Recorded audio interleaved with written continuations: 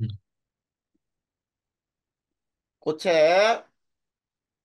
자, 고체에서는 어떤 내용이 먼저 나오냐면, 고체 종류가 있어요. 자, 고체 종류에는 두 가지로 나눌 수 있는데, 결정형 고체가 있고,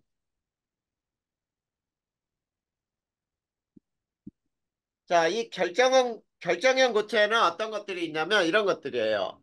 자, 흑연이나 다이아몬드, 그 다음에 또 석영 또는 염화나트륨 뭐 이런 등등등이 있어요. 음, 자, 요런 것들을 결정형 고체라고 하는데 이 결정형 고체는 특징이 녹는 점이 일정해요.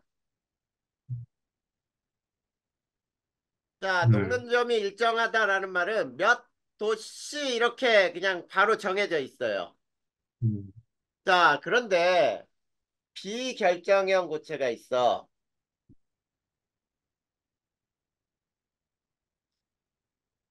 자, 비결정형 고체는 고무,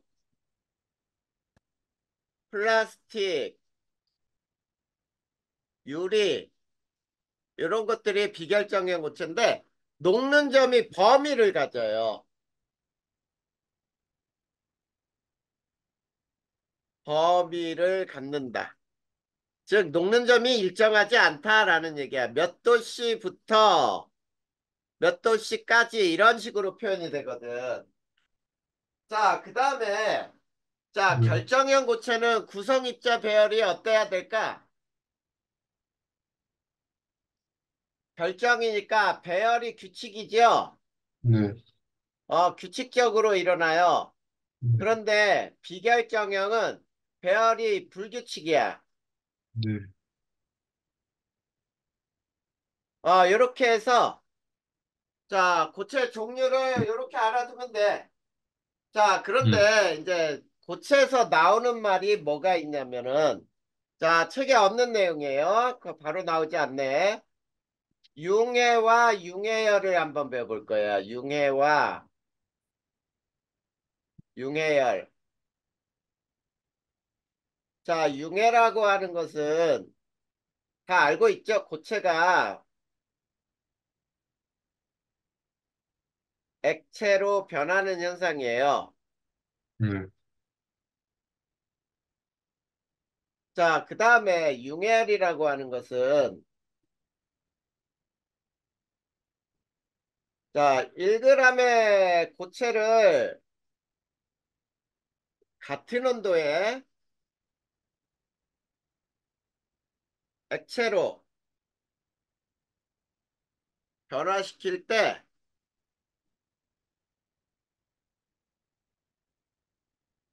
필요한 열이야. 자, 이것을 우리는 융해열이라고 불러. 그런데 여기서 이제 또 몰 융해열이라는 말을 배울 수 있거든. 자, 몰 융해열은 융해열에다가 곱하기 자, 분자량 또는 화학식량을 곱해주면 돼요. 자, 이렇게 해서 융해와 융해열까지도 얘기해 볼 거야. 자, 그 다음에 이제 세 번째 뭐를 배우냐면 결정과 비결정 두 가지로 나눌 수 있다 그랬죠. 고체 종류는. 그러면 네. 결정의 종류에는 몇 종류가 있는지를 배울 거야. 자, 결정의 종류는 크게 세 가지로 나눌 수 있고 더 세분하면은 네 가지로 나눌 수 있는데 자, 첫 번째 이온 결정 요거에 대해서 한번 먼저 배워보자. 이온 결정은 양이온과 음이온 간의 정전기적 인력에 의해 이루어진 결정이에요. 자, 요것들을 우리는 이용 결정이라 불러. 자, 얘네들은 보통 금속과 비금속으로 이루어져 있는 이것들이 이용 결정이라고 부르고, 자, 이용 결정은 자, 상온에서 우리가 생활하는 온도죠. 상온에서 모두 비휘발성이라는 얘기는 날아가지 않는다는 얘기예요. 네, 비휘발성 고체이다. 그 다음에 자, 이온 결정은 대체로 물에 잘 녹아요.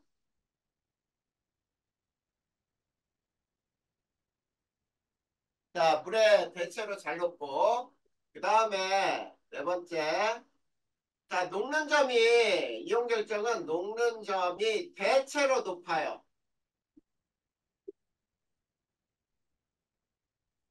자, 그 다음에 이온 결정은 또 힘을 가하면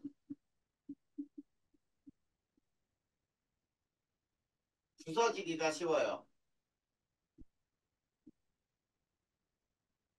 자, 왜 이온 결정은 힘을 가하면 부서지기가 쉬우냐면 이온 결정은 플러스 옆에 마이너스, 마이너스 옆에는 또 플러스 이런 형태로 이온들이 배열이 돼 있거든. 음, 자, 이렇게 배열이 돼 있는데 요 위에를 망치로 꽝 하고 F에 힘을 줘서 때리잖아. 그러면 얘네들 이온의 배열이 밀려나 이런 식으로.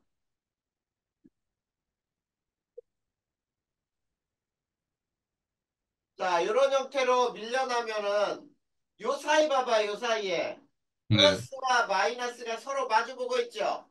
네, 그러면 반발력이 작용한단 말이야. 얘네들이 그래서 깨져. 네, 자, 이런 것들이 이온 결정의 특징이야. 그 다음에 음, 여섯 번째, 이게 매우 이온 결정의 매우 중요한 특징인데 고체에서는 전기 전도성이 없어요.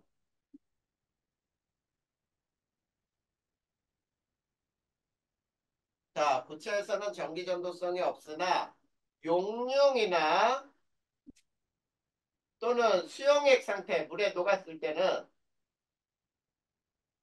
수용액 상태에서는 전기 전도성이 있어요. 자, 왜 그러냐면 고체에서는 이온이 자유롭게 이동할 수가 없어. 그런데 용융, 액체죠. 용융이. 그 다음에 액체나 수용액 상태에서는 이온이 자유롭게 이동할 수가 있어요. 그러면서 음이온은 플러스 극으로, 양이온은 마이너스 극으로 이동하면서 전류를 흐를 수가 있어. 이것이 이온 결정의 특징이에요. 자, 그 다음 두 번째. 공유 결정이 있어요. 자, 공유 결정은 특징이 비금속 원자 간의 비금속 원자 간의 결합으로 이루어져 있는데 네, 여기에는 두 가지로 나눠서 배워야 돼. 자, 첫 번째가 뭐냐면 원자성 공유 결정, 원자성 공유 결정.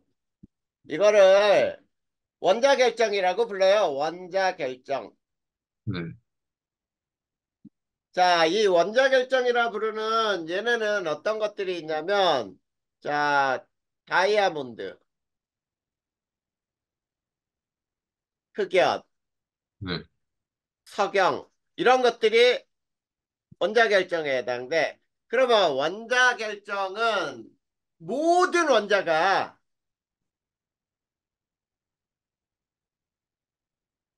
공유 결합을 이루고 있는데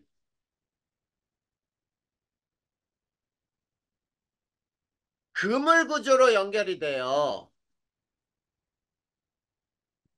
그러니까 모든 원자 간에 아주 얽히고 설켜 있다는 얘기야. 네, 그래서 이 결합이 굉장히 강해. 그래서 얘네들은 있지, 녹는 점이 제일 높아요. 녹는 점이 매우 높다라고 불러. 자, 녹는 점이 매우 높고, 그 다음에 이 원자 결정의 특징, 공유 결정의 특징인데, 고체나 수용액은 만들 수 없으니까 용융 상태에서 얘는 전기 전도성이 없어요. 둘 다. 네. 자, 단 여기에서 흑연. 흑연은 예외예요. 얘는 고체에서 전기 전도성이 있지요. 네. 연필심, 전류가 흐른단 말이야. 네. 그래서 그거만 예외로 하고, 그 다음에 분자성 공유 결정이 있어요.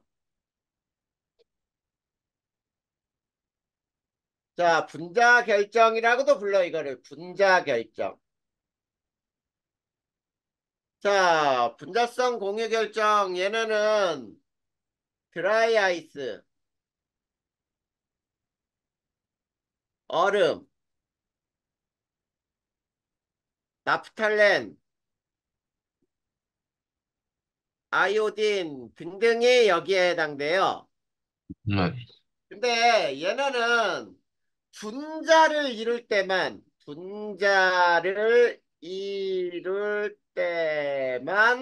공유결합을 이루고요. 네.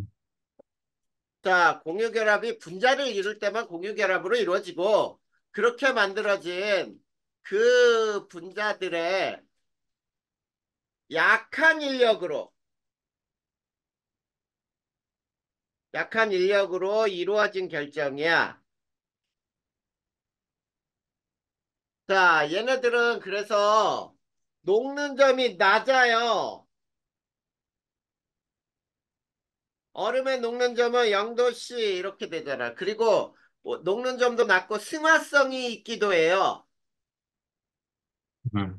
위에 써준 물질은 모두 승화성 물질이에요. 드라이아이스, 얼음, 납탈렌, 아이오딘. 그중에서 드라이아이스 고체에서 기체로 바로 보내지. 네. 네, 이거는 굉장히 녹는 점이 낮다라는 거야. 그 네. 다음에 여기에서도 자, 얘네들은 또 어떤 특징이 있냐면 공유 결정의 특징인데 고체나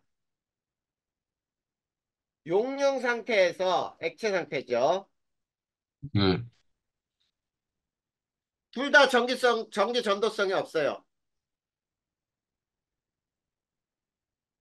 요게 특징이야. 자, 요렇게 해서 공유 결정을 배울 수가 있어요. 그 다음에 결정의 세 번째가 이게 뭐냐면은 금속 결정이야.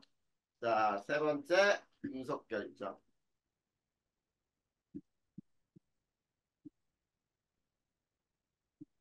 자, 금속 결정은 모든 금속이에요. 자, 모든 금속에는 금속 결정으로 결합이 이루어지는데, 자, 이것도 역시 써보면은 금속 양이온과 네. 자유전자 간의 정전기적 인력에 의해 이루어진 결정이라고 불러. 자, 여기에서는 자유전자라는 게 들어가요. 이 자유전자의 특징이 여기에서 나타나는 거야. 금속 결정에서. 자, 그래서 금속 결정은 고유의 금속 광택이 있어요. 네. 자, 고유의 금속 광택이 나타나고, 그 다음에, 자, 얘는 전기와 열을 잘 통한단 말이야. 네. 자, 그 다음에 또 이 금속 결정을 갖는 애들은 어떤 특징이냐면, 전성, 그 다음에 연성이 크다, 이렇게 얘기하거든. 그러면 전성은 뭐냐면, 아주 얇은 금박으로 만들 수 있지. 네, 펴짐성이라고 불러. 펴짐성 또는 퍼짐성이라고 불러요. 네, 망치로 막 두들기면 어때? 얇아지잖아. 자, 그리고 연성이라고 하는 건 가는 실처럼 뽑을 수 있죠. 맞니? 네, 뽑힘성이라고 불러요. 철사야. 철사를 만들 수 있다는 게 바로 이런 금속의 연성을 이용하는 거야.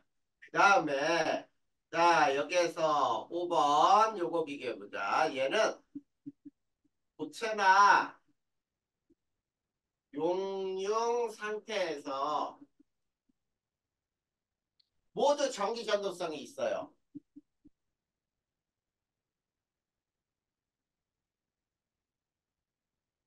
자, 이렇게 돼. 그러면 선생님이 이제 결정의 종류 세 가지를 우리 전기 전도성 가지고 따져보는 구별하는 방법을 한번 생각해 보자. 네, 자, 여기에서 자, 전기 전도성이 O면은 있다, X면은 없다라고 하고, 자, 이제 표를 하나 그려볼 테니까 한번 비교해 보잔 말이야.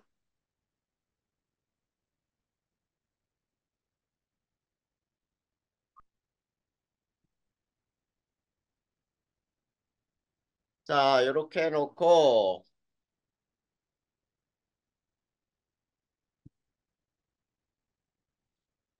자, 이렇게 그려놓고, 자, 여기에서는 고체일 때, 여기는 용융, 용융이라는 거는 액체 상태를 의미해요.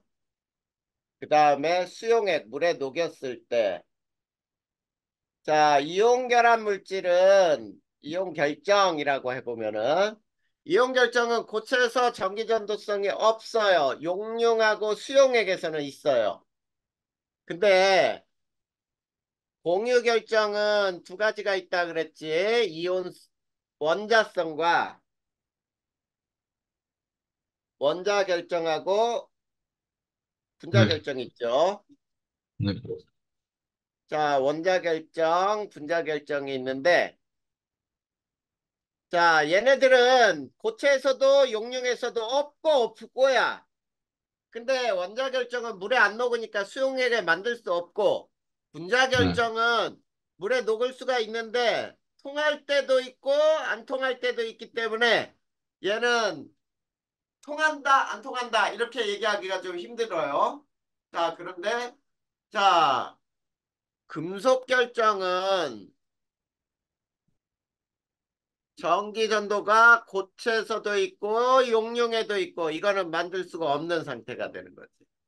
자, 그랬을 때 여기에서 물음표에서 있는 것은 자, 산 종류, 산류, 염산, 질산, 황산 이런 것들. 근데 네, X에는 알코올류, 당류, 포도당, 설탕, 에탄올, 메탄올 이런 것들은 전류가 안 흘러. 알겠죠? 네, 자, 그 다음에 우리가 전기 전도도를 온도에 따라 그래프를 한번 그려보면 온도에 따라 전기 전도도를 자, 그려보면 처음부터 끝까지 있다. 이거는 금속 결정이야. 금속 결정은 온도가 낮아도 높아도 전기 전도도가 일정하게 나타나요. 그런데 처음부터 끝까지 없다. 이거는 이온 결정이에요. 공유 결정이에요. 네, 공유 결정은 고체나 용융 상태에서 전기 전도도가 없다 그랬어. 그런데 자, 이온 결정은 이렇게 없다가 어느 순간 쭉 하고 나타나. 자, 요게 바로 이온 결정이에요. 자, 이온 결정의 이 부분이 뭐냐면 녹는 점이 되겠지. 네, 자, 이온 결정은 녹으면서 양이온, 음이온이 되면서 네, 이온화가 되기 때문에 양이온, 음이온은 양극으로 이동할 수가 있어요. 네, 자, 이게 바로 결정의 종류야. 예, 이해됐니? 네.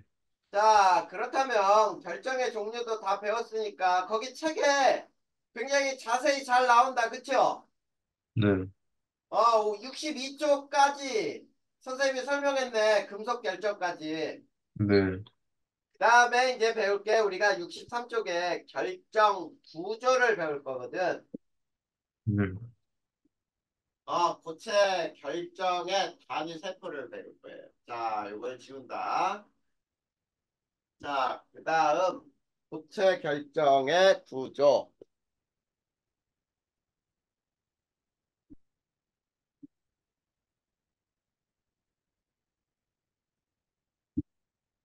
세 번째, 결정의 구조예요.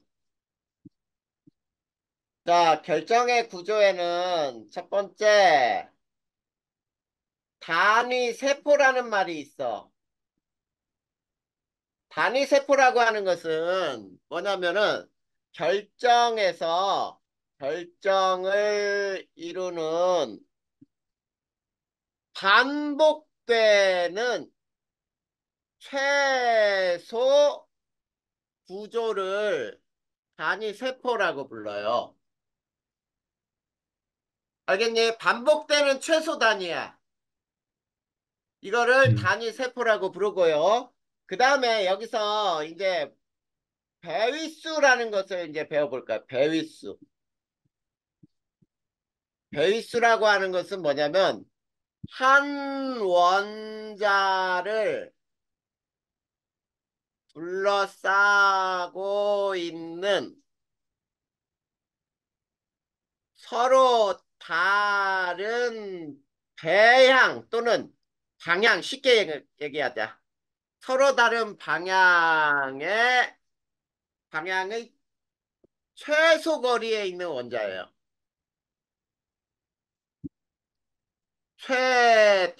최단거리 원자수예요. 자, 이거를 배위수라고 불러. 자, 그러면 여기서 이제 결정의 종류를 선생님이 세 가지를 얘기해 줄 거예요. 자, 단위 세포의 종류가 되는 거지. 네, 단위 세포의 종류. 자, 첫 번째, 단순 입방체라고 하는 게 있어요. 단순 입방체. 자, 단순 입방체라고 하는 것은 어느 게 단순 입방체냐면 있지? 선생님이 여기 오른쪽에다 이렇게 자, 육면체를 한번 그려볼 테니까 봐봐.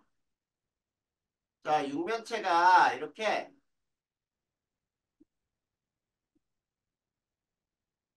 자, 이런 형태로 배열이 돼 있단 말이야. 네,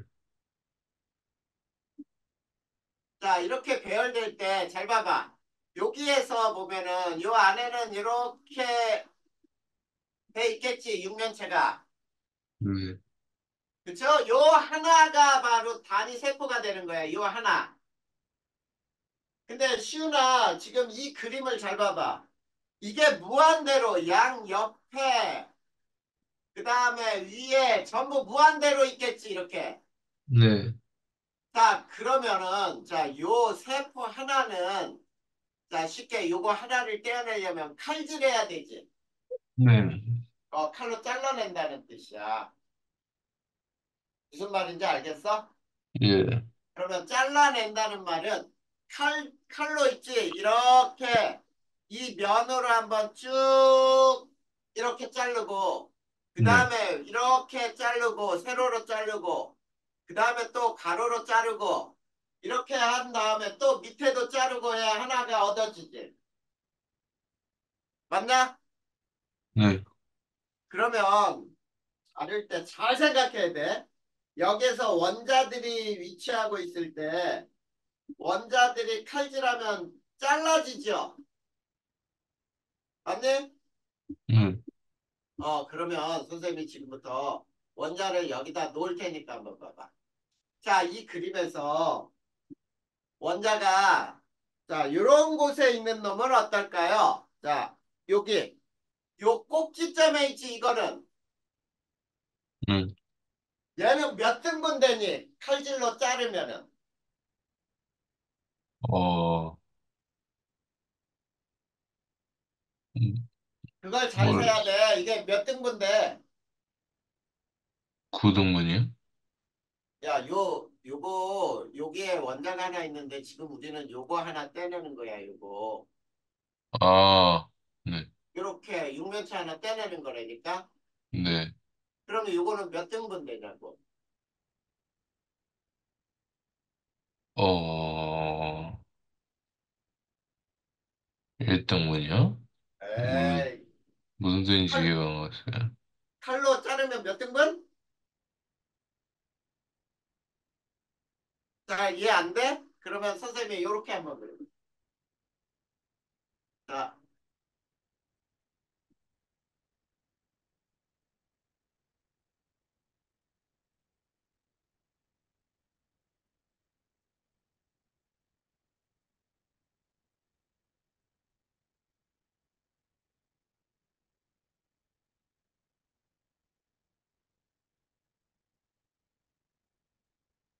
자, 이렇게 돼 있는데, 네, 자, 이해되냐?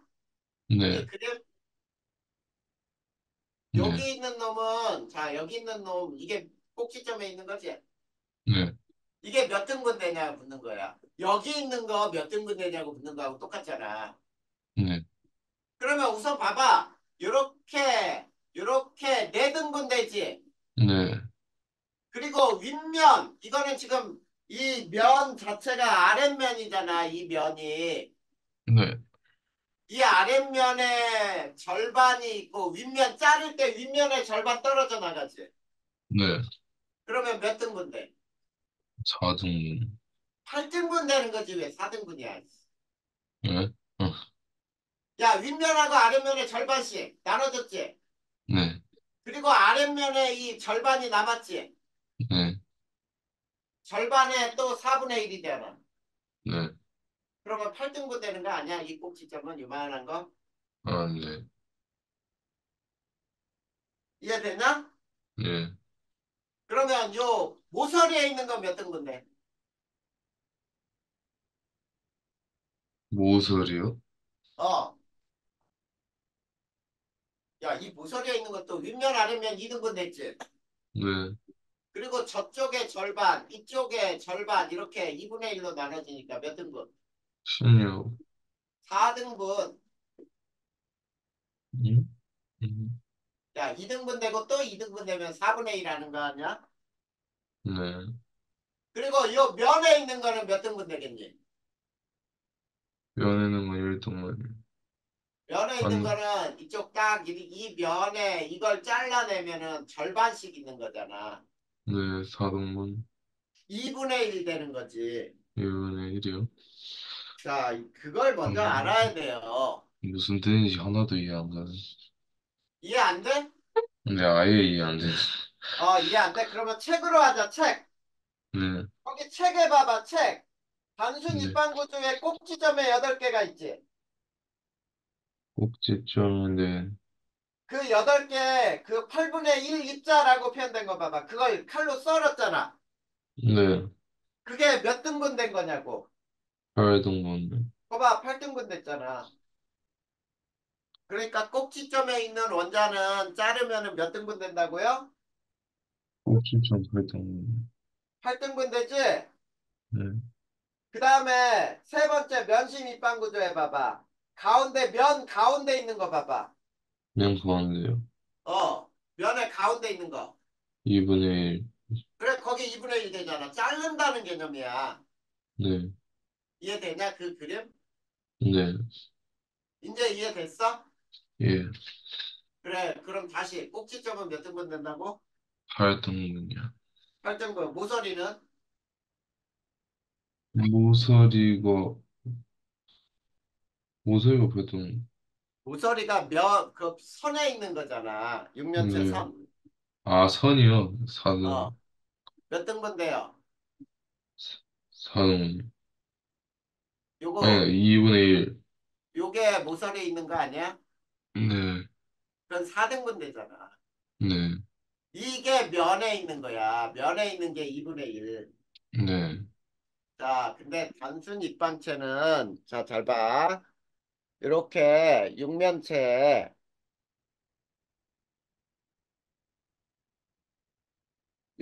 있으면 꼭지점마다 네, 8개가 위치해요. 원자가. 네, 그러면 단위 세포 속 원자 수를 따질 때는 자, 이 단위 세포에는 8분의 1짜리가 8개 있죠. 네, 꼭지점마다 있다 그랬잖아. 꼭지점마다.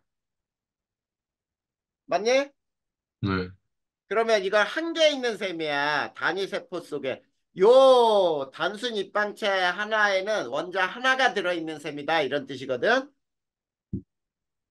자, 배수를 따져볼 거예요. 자, 배수는 원자 하나를 둘러싸고 있는, 자, 이 그림에서 봐봐. 네, 자, 선생님이 이렇게 그림을 이렇게 그렸다고 보자. 요 원자를 둘러싸고 있는 가장 가까운 서로 다른 방향의 원자수. 자, 여기 하나, 여기 하나, 여기 하나, 여기 하나. 위쪽에도 하나 있었고 아래쪽에도 하나 있겠지. 맞니? 네, 얘를 둘러싼 원자가 서로 다른 방향에 6개가 있잖아. 그래서 배위수는 6이 돼요. 배위수 6. 네, 자, 이게 단순 입방체예요. 그 다음에 두 번째, 최심 입방체가 있어. 자, 최심 입방체는 자, 육면체 속에 네, 자, 육면체가 있으면은 어떻게 위치하냐면 꼭지점마다 8개가 있고요. 그 중심에 하나가 들어가 있어. 아, 그래서 얘는 꼭지점에 8개가 있고 중심에 한 개가 들어가 있어요. 한 개. 이 중심의 한 개는 잘라지지 않죠. 네, 그래서 여기에서는 단위 세포 속의 원자수는 몇 개가 들어있는 거냐면 8분의 1짜리가 8개 그리고 중심에 하나 그래서 2개의 원자가 있는 셈이에요. 네, 그리고 베이스는 몇이냐라고 한다면 자, 요 중심에 있는 놈을 둘러싸고 있는 원자는 몇 개가 있니? 꼭지점에 8개가 있죠. 네, 그래서 여기서 베이스는 8개가. 이게 최심 입방체라고 하는 거고 그 다음에 세 번째 면심 입방체는 자, 어떻게 돼 있냐면 육면체에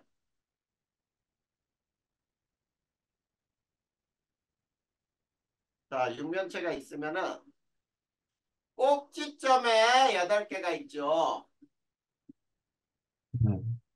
꼭지점 8개가 있고 면에 여기 면은 육면체니까 면이 몇 개가 있니? 면 6개요. 6개가 있어요, 면에. 그러면 여기에서의 단위 세포 속에 원자수는 몇 개가 되겠니? 꼭지점은 몇 등분 된다 그랬죠? 8분의 1이 8등분. 되지? 네, 그게 8개가 있고 면은 몇 등분 된다 그랬죠? 2분, 2분의 1짜리가 몇 개가 있어? 6개요. 그래서 총 4개의 원자가 이 속에 들어있는 셈이야. 네, 그 다음에 여기에 베이스는 12개가 베이스예요. 왜 12개냐면 자 요거를 요 가운데 요걸 둘러싼 놈을 생각해봐. 옆에 면에 4개가 있지. 네, 그 다음에 이 서 있는 면에 있죠. 이렇게 서 있는 면. 네, 여기에 4개가 있죠. 네, 자, 이렇게 둘러서 4개. 위에 면도 있겠지? 위에 면, 서 음, 있는 면에도 있을 거나 면에 네, 4개가 있어요. 그래서 12개가 배수가 되는 거야. 음, 이해됐어? 네, 요게 바로 베이스를 따지는 방법이었어요. 자, 그래서, 자, 이렇게 우리가 단위 세포까지 끝났어요. 네, 알겠니? 네, 자, 여기까지 해서 이해 안 되는 거 있어? 괜찮은 것 같아요. 된 거 같아? 네, 자, 그러면 이제 최종적으로 선생님이 그래프 하나를 그려줄 건데, 네, 자, 어떤 그래프를 그릴 거냐면, 고체, 액체, 기체에 대한 그래프를 한번 그거 학교에서 배울는지를 모르겠지만, 요거를 한번 배워보자.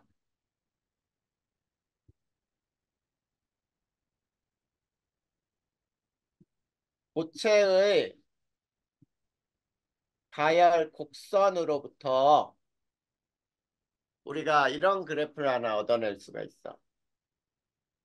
자, X축은 가열 시간이고요. 네, 자, 가열 시간은 공급한 열과 같아요.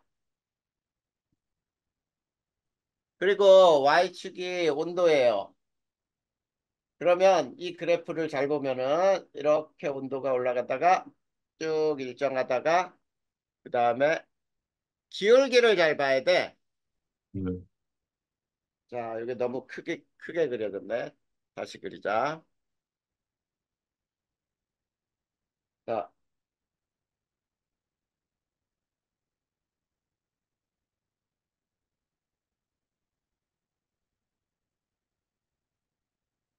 자, 이렇게 한번 그렸다고 보자. 자, 그랬을 때 여기 온도가 T1,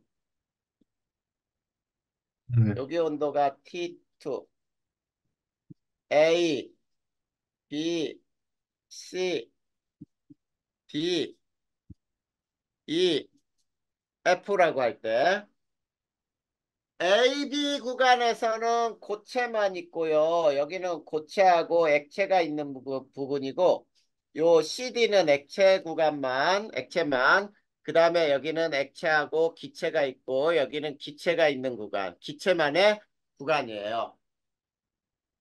저 그래프 이해할 수 있겠니? 네, 고체를 가열을 한 곡선이라고 불렀어. 그러면 자 여기에서 이제 A, B의 기울기로부터 알 수 있는 게 뭐냐? A, B의 기울기로부터 알 수 있는 것은 고체의 비열을 알 수 있어요.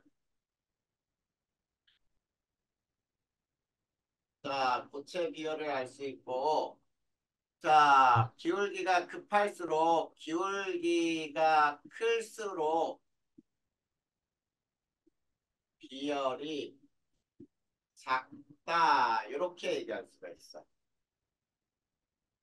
알겠니? 네, 자, 그 다음에 또 하나는 자, BC 구간의 높이, 높이가 T1이에요. 자, 이 높이 T1을 뭐라고 부르냐면 녹는 점이라고 불러요. 네, 그러면 녹는 점으로 알 수 있는 건 뭐냐? 높을수록 분자 간의 인력이 크다. 이렇게 해석할 수 있어. 자, 우리 앞에서 액체 뭐를 배웠었냐면 분산력, 쌍극자 간의 힘, 수소결합 이런 거 배웠었잖아. 네, 그래서 그 힘이 클수록 P1의 높이가 높아져. 그 다음에 BC 구간의 길이. 자, BC 구간의 길이로부터 뭐를 알 수 있냐면 융해열을 알 수 있어요.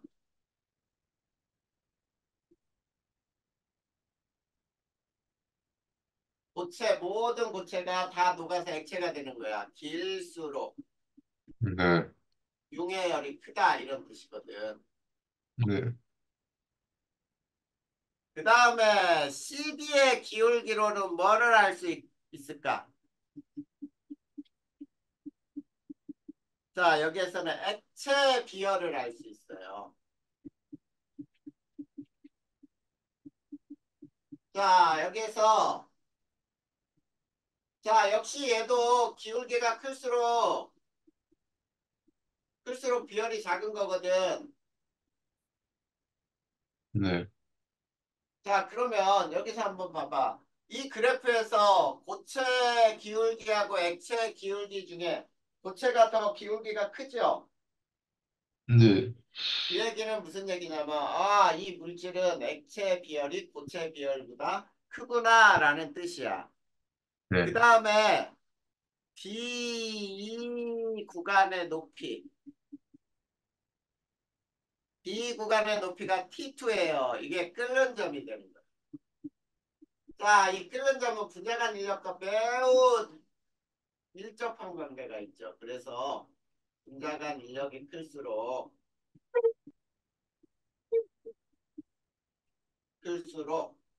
높다. 네. 그 다음에 D2 구간의 길이. 자, 이걸로는 자, 기화열. 자, 우리가 기화열을 또 뭐라고도 할 수 있죠? 증발열이라고도 불러요. 네. 기화열을 알 수 있어요. 그래서 이 구간의 길이가 길수록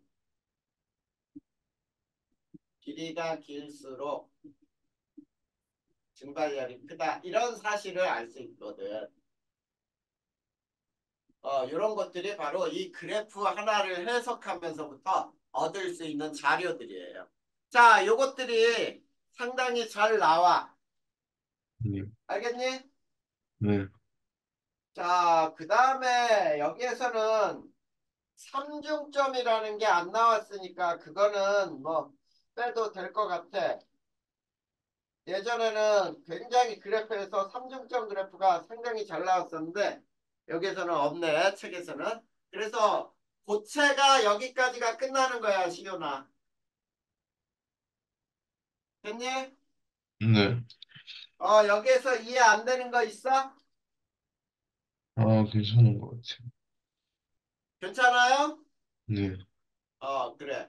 그러면 고체까지 끝내고. 자, 시윤아, 그 다음 넘겨봐봐. 이제 용액의 농도야. 네. 우리가 지난번에 고체를 빼고 그냥 농도로 넘어갔었거든. 네, 조금 했었어요. 그래, 농도 했었고, 어디까지 했냐면, 자, 묽은 용액의 성질 충발성까지 했었어요. 예. 그게 몇 페이지까지 한 거냐면, 113페이지까지 했던 거야. 네. 자, 이 부분을 어떻게 한 번 더 해줄까? 아니면은, 어떻게 할래? 어, 지난번에 수업했던 걸로는 너무 오래돼서 잊어버렸겠지. 네. 그러니까 이 부분도 한번 다시 수업을 해줄게. 예. 용액의 농도, 오늘은 농도 조금만 들어가 보자. 정의까지만 한번 들어가 볼까요? 네. 자, 용액의 농도. 농도를 배우기 위해서, 자, 용해라고 하는 것을 한번 배워보자. 용해는 한 물질이 다른 물질에 고르게 녹아 들어가는 현상. 이거를 우리는 용해라고 불러요. 자, 그랬을 때 첫 번째 용질, 용매, 용액이라는 요거를 배워보면은 자, 용질은 녹는 물질을 우리는 용질이라고 불러요. 일반적으로 고체, 액체, 기체가 될 수 있어요. 네, 녹는 물질을 용질이라고 불러. 그리고 두 번째, 용매는 녹이는 물질이에요. 네, 일반적으로 녹이는 물질은 고등학교에서는 액체가 녹이는 물질이라고 생각하면 돼. 네, 그래.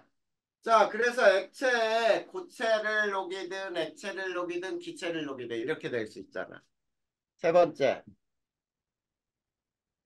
용액은 용질하고 용매가 섞여 있는 것을 우리는 용액이라고 부르는 거지.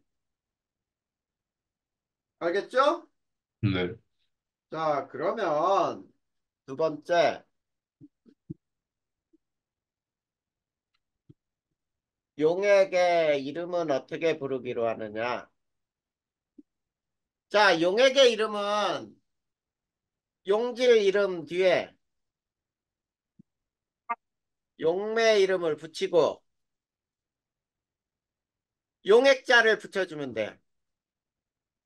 자, 그런데, 자, 여기에서 우선은, 자, 용매가 물일 때는 수자를 사용해요. 네, 그래서 무슨 수용액이라고 부르면, 이거는 녹이는 물질이 용매가 물이었구나라는 걸 알 수 있겠지. 그치? 네, 자, 그 다음에 액체와 액체인 경우에는 양이 많은 물질이 용매가 되는 거예요. 자, 이렇게 간단하게 이렇게 알아두면 돼. 이게 용액의 이름이야. 알겠니? 됐어, 안 됐어? 네, 그래. 이런 말이 거기에서 나와 있어요. 네, 근데, 자, 여기에서 두 번째, 자, 네,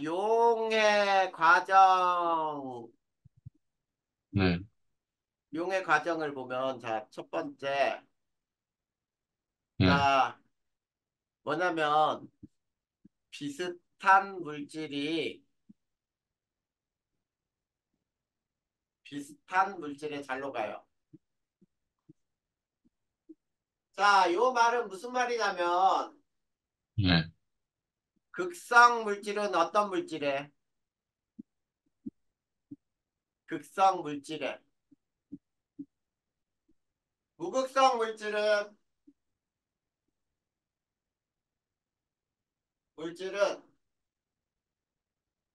무극성 물질에 잘 녹는다 이렇게 얘기를 하는 거야. 자, 예를 들어보자. 네, 물에 소금을 집어넣으면은 소금물이 되죠. 네, 자, 물은 극성이거든. 네, 극성 물질이야. 그러면 물에 잘 녹는 소금은 극성 물질이 되겠죠? 네, 물, 기름은 섞이지 않죠? 맞니? 네. 그러면 기름은 무슨 물질이야? 기름은, 무극성 물질이란 얘기지. 네, 그러면 소금은 기름에 녹을까 안 녹을까? 녹아요. 아이, 물은 소금은 녹고 기름에 녹지 기름은 안 녹은, 않지요. 네, 왜냐면 소금은 물에 잘 녹아. 네, 물과 친해 쉽게. 네, 그러면 물과 친한 놈은 기름과는 안 친하겠지. 네, 그렇게 생각해야지. 그 다음에 두 번째, 네, 용매화라고 하는 게 있는데, 용매화라고 하는 거는 네, 용매 입자가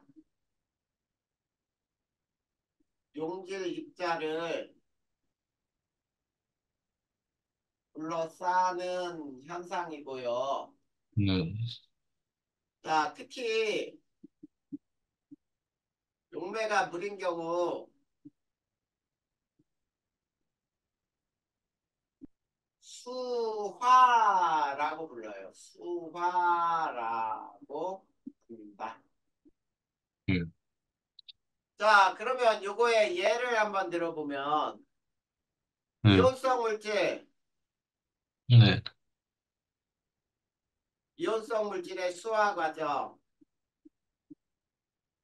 해보면은 NaCl을 물에 녹이면은 Na 플러스와 Cl 마이너스로 변하지.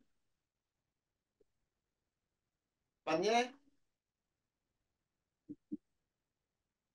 Na 플러스를 둘러쌀 때는 네, 이렇게 산소 쪽으로 둘러싸요. 그런데 Cl 마이너스를 둘러쌀 때는 네. 이렇게 수소 쪽으로 둘러싸요. 이런 식으로. 이해됐어? 됐냐, 안 됐냐? 네. 요것을 우리는 수화 과정이라고 불러. 자, 그래서 선생님이 어디까지 설명이 끝났냐면은 80페이지 용액의 농도 바로 위까지 다 끝났어요. 네. 자, 여기까지 시윤아 질문할 거 있는지 한번 살펴봐. 지금 일단 없어요. 지금까지는 없냐?